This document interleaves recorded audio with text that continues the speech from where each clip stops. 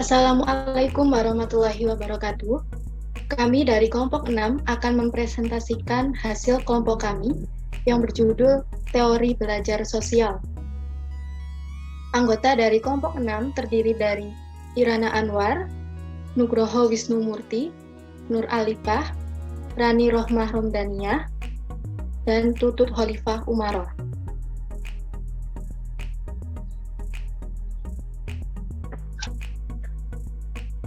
Yang pertama, pengertian dari teori belajar sosial. Apa itu teori belajar sosial? Sebenarnya, teori pembelajaran sosial merupakan perluasan dari teori belajar perilaku yang tradisional atau disebut dengan behavioristik. Teori ini dikembangkan oleh Albert Bandura pada tahun 1980. Teori belajar sosial adalah penekanan dari komponen kognitif dari pikiran, pemahaman, dan evaluasi. Menurut Bandura, orang dapat belajar melalui pengamalan langsung atau pengamatan, seperti mencontoh model yang ada di depannya atau di sekitarnya. Orang dapat belajar dari apa yang ia baca, apa yang ia lihat, atau apa yang ia dengar. Dan juga dapat diperoleh dari orang lain yang ada di sekitarnya atau di lingkungannya. Selanjutnya akan dilanjutkan oleh Wisnu. Silakan.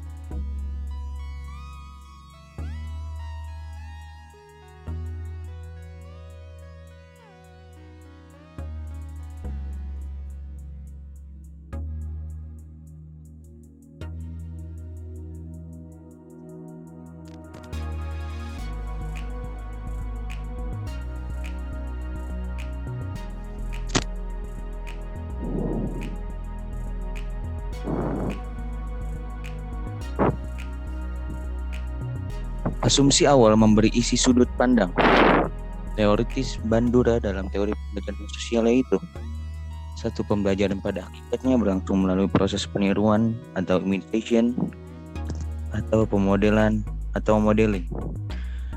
Dalam imitation atau modeling, individu dipahami sebagai pihak yang memainkan peran aktif dalam menentukan perilaku mana yang hendak ia tiru dan juga frekuensi serta intensitas peniruan yang hendak ia jalan. Imitation atau modeling adalah jenis pembelajaran perilaku tertentu yang dilakukan tanpa harus melalui pengalaman langsung. Dan selanjutnya dalam imitation atau modeling terjadi penguatan tidak langsung pada perilaku tertentu yang sama. Efektifnya dengan penguatan langsung untuk memfasilitasi dan menghasilkan peniruan individu dalam penguatan tidak langsung menggunakan komponen kognitif tertentu seperti kemampuan mengingat dan mengulang pada pelaksanaan proses peniruan. Dan terakhir, mediasi internal sangat penting dalam pembelajaran karena saat terjadi adanya masukan indrawi yang menjadi dasar pembelajaran dan perilaku dihasilkan, terdapat operasi internal yang mempengaruhi hasil akhirnya.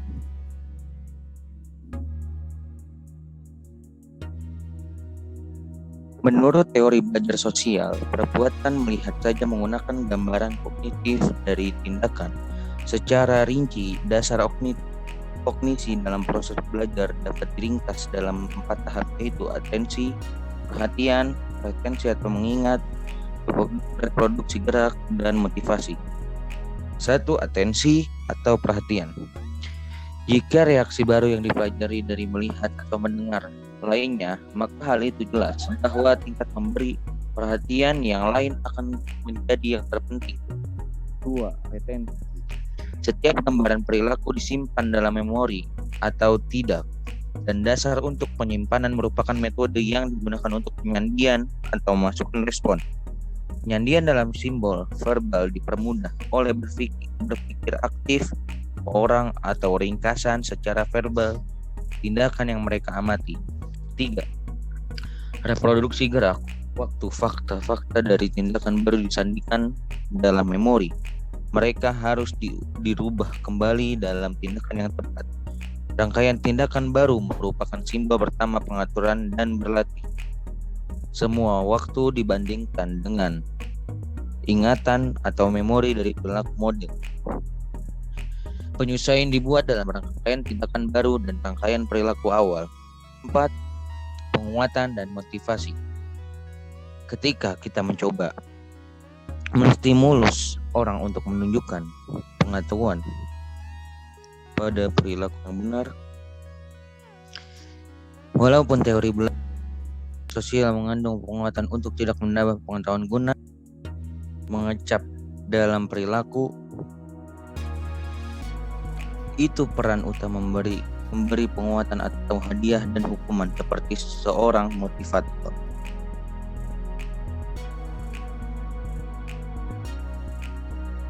Baik, selanjutnya tujuan pembelajaran teori belajar sosial. Tujuan dari pembelajaran teori sosial adalah untuk menonjolkan gagasan bahwa sebagian besar pembelajaran manusia terjadi dalam sebuah lingkungan sosial. Dengan mengamati orang lain, manusia memperoleh pengetahuan, aturan-aturan, keterampilan-keterampilan, strategi-strategi, keyakinan-keyakinan, dan sikap-sikap. Tujuan-tujuan lain dari pembelajaran teori belajar sosial adalah: yang pertama, memberikan lebih banyak penekanan pada kesan dan isyarat perubahan perilaku dan pada proses mental internal. Yang kedua, dapat memahami bagaimana belajar dari orang lain. Selanjutnya, memberi perhatian pada konteks sosial. Pandangan para ahli mengenai teori belajar sosial. Yang pertama, teori belajar sosial menurut Vygotsky, Lev Semenovich. Vygotsky mengajukan teori bahwa perolehan pengetahuan dan perkembangan kognitif seseorang sejalan dengan teori sosiogenesis. Artinya, pengetahuan dan perkembangan kognitif individu berasal dari sumber-sumber sosial di luar dirinya. Hal ini tidak berarti bahwa individu bersikap pasif dalam perkembangan kognitifnya, tapi Vygotsky juga menekankan pentingnya peran aktif seseorang dalam mengonstruksi pengetahuannya. Selanjutnya akan dibacakan oleh Rani Rohmah. Baik, yang selanjutnya adalah pandangan para ahli mengenai teori belajar sosial. 2. Teori belajar sosial menurut Albert Bandura.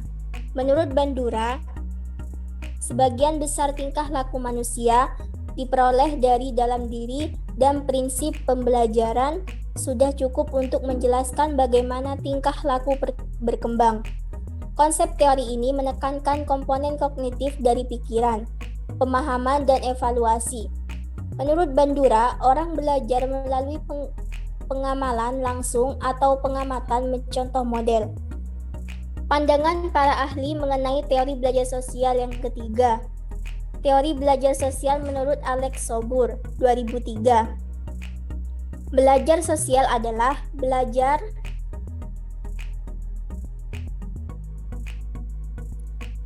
yang bertujuan memperoleh keterampilan dan pemahaman terhadap masalah-masalah sosial, penyesuaian terhadap nilai-nilai sosial, dan sebagainya. Misalnya, belajar memahami masalah keluarga, masalah penyelesaian konflik antar etnis atau antar kelompok, dan masalah-masalah lain yang bersifat sosial.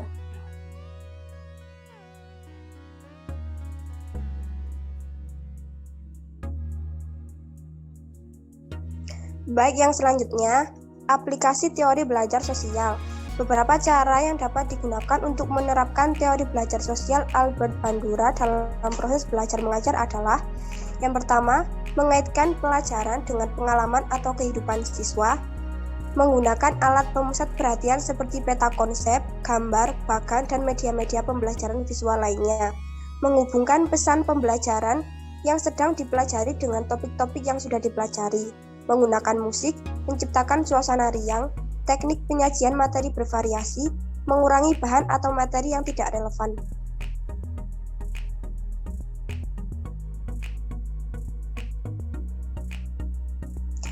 Kelebihan dan kekurangan teori belajar sosial. Yang pertama, kelebihannya berfokus pada situasi yang mempengaruhi perilaku, berfokus pada alat pengamatan, perilaku sosial, emosional, dan motivasi, memberikan pengertian tentang gejala-gejala perkembangan anak, memberikan pengertian mengenai peranan interaksi antara lingkungan dengan anak. Kelemahannya yaitu perhatian tentang perkembangan kognitif tidak cukup. Teori ini menekankan pada proses peniruan, maka akan berdampak negatif jika peserta didik meniru hal yang tidak baik.